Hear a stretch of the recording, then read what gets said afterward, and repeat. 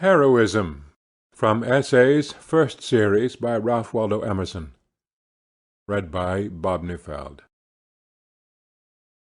Paradise is under the shadow of swords. Mohammed. Ruby wine is drunk by knaves, sugar spends to fatten slaves, rose and vine-leaf deck buffoons, thunder-clouds are Jove's festoons, drooping oft in wreaths of dread, lightning knotted round his head. The hero is not fed on sweets, daily his own heart he eats. Chambers of the great are jails, and headwinds right for royal sails. In the elder English dramatists, and mainly in the plays of Beaumont and Fletcher, there is a constant recognition of gentility, as if a noble behaviour were as easily marked in the society of their age as colour is in our American population. When any Rodrigo, Pedro, or Valerio enters, though he be a stranger, the duke or governor exclaims, "This is a gentleman," and proffers civilities without end. But all the rest are slag and refuse.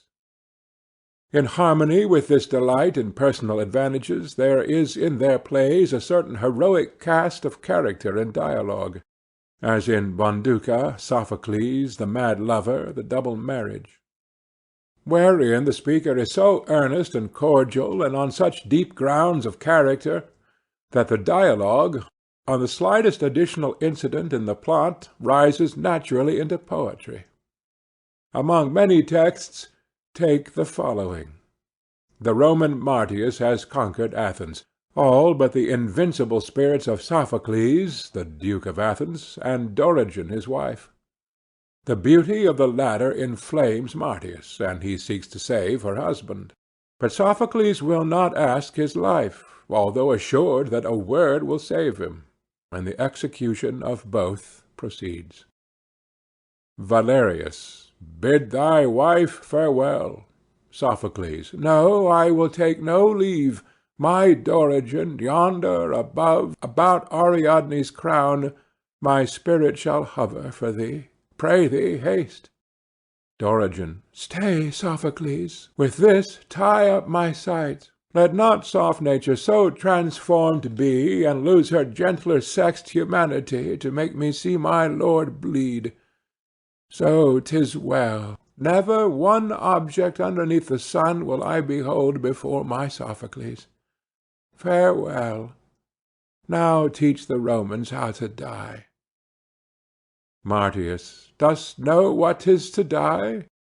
Sophocles, thou dost not, Martius, and therefore not what 'tis to live. To die is to begin to live. It is to end an old, stale, weary work, and to commence a newer and a better. 'Tis to leave deceitful knaves for the society of gods and goodness. Thou thyself must part at last from all thy garlands, pleasures, triumphs, and prove thy fortitude, what then 'twill do. But art not grieved nor vexed to leave thy life thus? Why should I grieve or vex for being sent to them I ever loved best? Now I'll kneel, but with my back toward thee. 'Tis the last duty this trunk can do the gods. Strike, strike, Valerius, or Mortius's heart will leap out of his mouth. This is a man, a woman. Kiss thy lord, and live with all the freedom you are wont. O love, thou doubly hast afflicted me with virtue and with beauty. Treacherous heart, my hand shall cast thee quick into my urn, ere thou transgress this knot of piety. What ails my brother? Martius, O Martius, thou now hast found a way to conquer me.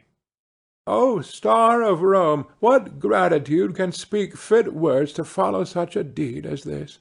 This admirable duke, Valerius, with his disdain of fortune and of death, captive himself, has captivated me. And though my arm hath taken his body here, his soul hath subjugated Martius's soul. By Romulus, he is all soul, I think. He hath no flesh, and spirit cannot be jived. Then we have vanquished nothing. He is free, and Martius walks now in captivity. I do not readily remember any poem, play, sermon, novel, or oration that our press vents in the last few years which goes to the same tune. We have a great many flutes and flageolets, but not often the sound of any fife. Yet Wordsworth's Laodamia and the Ode of Dion and some sonnets have a certain noble music, and Scott will sometimes draw a stroke, like the portrait of Lord Evandale given by Balfour of Burley. Thomas Carlyle, with his natural taste for what is manly and daring in character, has suffered no heroic trait in his favourites to drop from his biographical and historical pictures. Earlier, Robert Burns has given us a song or two. In the Harleian Miscellanies there is an account of the Battle of Lutzen which deserves to be read, and Simon Ockley's History of the Saracens recounts the prodigies of individual valour with admiration all the more evident on the part of the narrator that he seems to think that his place in Christian Oxford requires of him some proper protestations of abhorrence. But if we explore the literature of heroism, we shall quickly come to Plutarch, who is its doctor and historian. To him we owe the Brasidas, the Dion, the Epaminondas, the Scipio of old, and I must think we are more deeply indebted to him than to all the ancient writers. Each of his lives is a refutation to the despondency and cowardice of our religious and political theorists. A wild courage, a stoicism, not of the schools, but of the blood, shines in every anecdote, and has given that book its immense fame. We need books of this tart, cathartic virtue more than books of political science or of private economy. Life is a festival only to the wise. Seen from the nook and chimney-side of prudence, it wears a ragged and dangerous front. The violations of the laws of nature by our predecessors and our contemporaries are punished in us also. The disease and deformity around us certify the infraction of natural, intellectual, and moral laws, and often violation on violation to breed such compound misery. A lockjaw that bends a man's head back to his heels, hydrophobia that makes him bark at his wife and babies, insanity that makes him eat grass, war, plague, cholera, famine, indicate a certain ferocity in nature which, as it had its inlet by human crime, must have its outlet by human suffering. Unhappily, no man exists who is not in his own person become to some amount a stockholder in the sin, and so made himself liable to a share in the expiation. Our culture, therefore, must not omit the arming of the man. Let him hear in season that he is born into the state of war, and that the commonwealth and his own well-being require that he should not go dancing in the weeds of peace, but warned, self-collected, and neither defying nor dreading the thunder, let him take both reputation and life in his hand, and with perfect urbanity dare the gibbet and the mob by the absolute truth of his speech and the rectitude of his behaviour. Towards all this external evil the man within the breast assumes a warlike attitude, and affirms his ability to cope single-handed with the infinite army of enemies. To this military attitude of the soul we give the name of heroism. Its rudest form is the contempt for safety and ease which makes the attractiveness of war.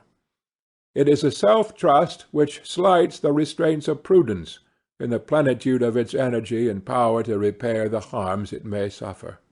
The hero is a mind of such balance that no disturbances can shake his will, but pleasantly, and as it were merrily, he advances to his own music, alike in frightful alarms and in the tipsy mirth of universal dissoluteness. There is something not philosophical in heroism. There is something not holy in it. It seems not to know that other souls are of one texture with it. It has pride. It is the extreme of individual nature. Nevertheless, we must profoundly revere it. There is something in great actions which does not allow us to go behind them. Heroism feels and never reasons, and therefore is always right, and although a different breeding, different religion, and greater intellectual activity would have modified or even reversed the particular action, yet for the hero that thing he does is the highest deed, and is not open to the censure of philosophers or divines.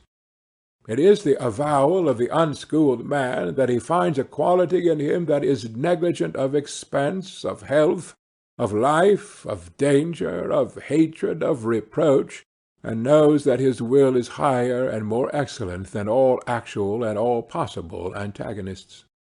Heroism works in contradiction to the voice of mankind, and in contradiction for a time to the voice of the great and good. Heroism is an obedience to a secret impulse of an individual's character. Now to no other man can its wisdom appear as it does to him, for every man must be supposed to see a little farther on his own proper path than any one else. Therefore just and wise men take umbrage at his act, until after some little time be past. Then they see it to be in unison with their acts. All prudent men see that the action is clean contrary to a sensual prosperity. For every heroic act measures itself by its contempt of some external good. But it finds its own success at last, and then the prudent also extol. Self-trust is the essence of heroism. It is the state of the soul at war, and its ultimate objects are the last defiance of falsehood and wrong, and the power to bear all that can be inflicted by evil agents. It speaks the truth, and it is just, generous, hospitable, temperate, scornful of petty calculations, and scornful of being scorned. It persists. It is of an undaunted boldness, and of a fortitude not to be wearied out. Its jest is the littleness of common life. That false prudence which dotes on health and wealth is the butt and merriment of heroism. Heroism, like Plotinus, is almost ashamed of its body. What shall it say then to the sugar-plums and cats' cradles, to the toilet, compliments, quarrels, cards, and custard, which rack the wit of all society? What joys has kind nature provided for us dear creatures! There seems to be no interval between greatness and meanness. When the spirit is not master of the world, then it is its dupe. Yet the little man takes the great hoax so innocently, works in it so headlong, and believing is born red and dies grey, arranging his toilet, attending on his own health, laying traps for sweet food and strong wine, setting his heart on a horse or a rifle, made happy with little gossip or little praise, that the great soul cannot choose but laugh at such earnest nonsense. Indeed, these humble considerations make me out of love with greatness. What a disgrace is it to me to take note how many pairs of silk stockings thou hast, namely, these and those that were the peach-coloured ones, or to bear the inventory of thy shirts, as one for superfluity and one other for use. Citizens, thinking after the laws of arithmetic, consider the inconvenience of receiving strangers at their fireside, reckon narrowly the loss of time and the unusual display. The soul of a better quality thrusts back the unseasonable economy into the vaults of life, and says, I will obey the god and the sacrifice and the fire he will provide. Ibn Hankel, the Arabian geographer, describes a heroic extreme in the hospitality of Sogod in Bulgaria. When I was in Sogod I saw a great building like a palace, the gates of which were open and fixed back to the wall with large nails. I asked the reason, and was told that the house had not been shut night or day for 100 years. Strangers may present themselves at any hour and in whatever number. The master has amply provided for the reception of the men and their animals, and is never happier than when they tarry for some time. Nothing of the kind have I seen in any other country. The magnanimous know very well that they who give time, or money, or shelter to the stranger, so it be done for love and not for ostentation, do, as it were, put God under obligation to them, so perfect are the compensations of the universe. In some way the time they seem to lose is redeemed, and the pains they seem to take remunerate themselves. These men fan the flame of human love, and raise the standard of civil virtue among mankind. But hospitality must be for service, and not for show, or it pulls down the host. The brave soul rates itself too high to value itself by the splendor of its table and draperies. It gives what it hath and all it hath, but its own majesty can lend a better grace to bannocks and fair water than belong to city feasts. The temperance of the hero proceeds from the same wish to do no dishonour to the worthiness he has, but he loves it for its elegancy, not for its austerity. It seems not worth his while to be solemn and denounce with bitterness flesh-eating or wine-drinking, the use of tobacco or opium or tea or silk or gold. A great man scarcely knows how he dines, how he dresses, but without railing or precision his living is natural and poetic. John Eliot, the Indian apostle, drank water, and said of wine, "It is a noble, generous liquor, and we shall be humbly thankful for it. But, as I remember, water was made before it." Better still is the temperance of King David, who poured out on the ground under the Lord the water which 3 of his warriors had brought him to drink, at the peril of their lives. It is told of Brutus that when he fell on his sword after the battle of Philippi, he quoted a line of Euripides, "O virtue!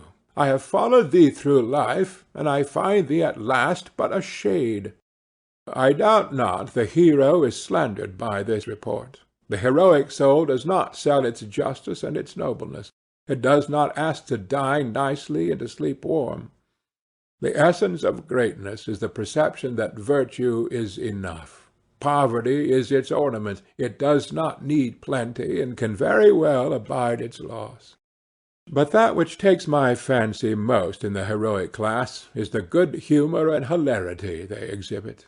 It is a height to which common duty can very well attain, to suffer and to dare with solemnity.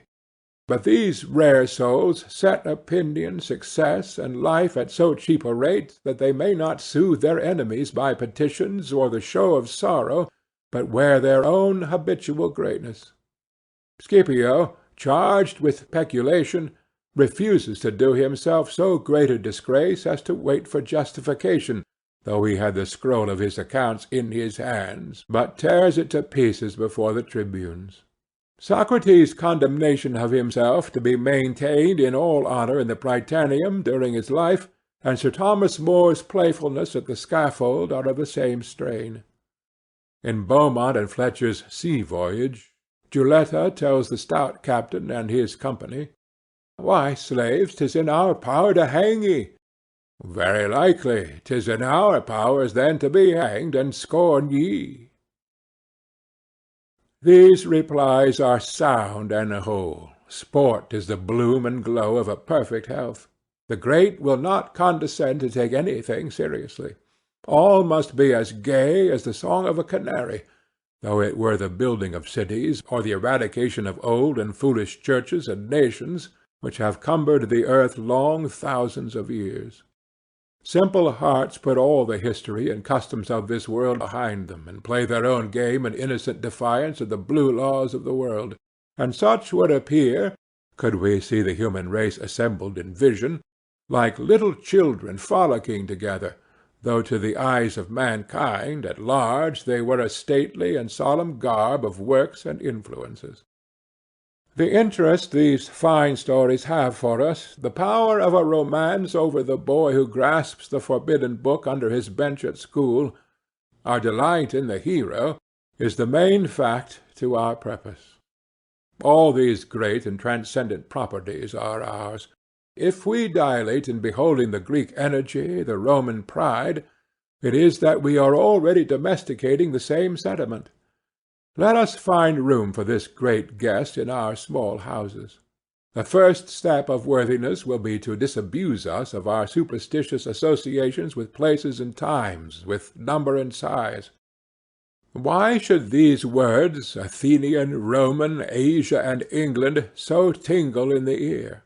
Where the heart is, there the muses, there the gods sojourn, and not in any geography of fame. Massachusetts, Connecticut River, and Boston Bay you think paltry places, and the ear loves names of foreign and classic topography. But here we are, and if we tarry a little, we may come to learn that here is best. See to it only that thyself is here, and art and nature, hope and fate, friends, angels, and the Supreme Being shall not be absent from the chamber where thou sittest. Epaminondas, brave and affectionate, does not seem to us to need Olympus to die upon, nor the Syrian sunshine. He lives very well where he is. The Jerseys are handsome ground enough for Washington to tread, and London streets for the feet of Milton. A great man makes his climate genial in the imagination of men, and its air the beloved element of all delicate spirits. That country is the fairest which is inhabited by the noblest minds. The pictures which fill the imagination in reading the actions of Pericles, Xenophon, Columbus, Bayard, Sidney, Hampden, teach us how needlessly mean our life is. That we, by the depth of our living, shall deck it with more than regal or national splendor, and act on principles that should interest man and nature in the length of our days. We have seen or heard of many extraordinary young men who never ripened, or whose performance in actual life was not extraordinary. When we see their air and mien, when we hear them speak of society, of books, of religion, we admire their superiority. They seem to throw contempt on our entire polity and social state. Theirs is the tone of a youthful giant who is sent to work revolutions. But they enter an active profession, and the forming colossus shrinks to the common size of man. The magic they used was the ideal tendencies, which always make the actual ridiculous. But the tough world had its revenge the moment they put their horses of the sun to plough in its furrow. They found no example and no companion, and their heart fainted. What then? The lesson they gave in their first aspirations is yet true, and a better valor and a purer truth shall one day organize their belief. Or why should a woman liken herself to any historical women, and think, because Sappho or Sévigné or De Staël or the cloistered souls who have had genius and cultivation do not satisfy the imagination and the serene Themis? None can. Certainly not she. She has a new and unattempted problem to solve, perchance that of the happiest nature that ever bloomed. Let the maiden with erect soul walk serenely on her way, accept the hint of each new experience, search in turn all the objects that solicit her eye, that she may learn the power and the charm of her new-born being, which is the kindling of a new dawn in the recesses of space. The fair girl who repels interference by a decided and proud choice of influences, so careless of pleasing, so wilful and lofty, inspires every beholder with something of her own nobleness. The silent heart encourages her. O friend, never strike sail to a fear.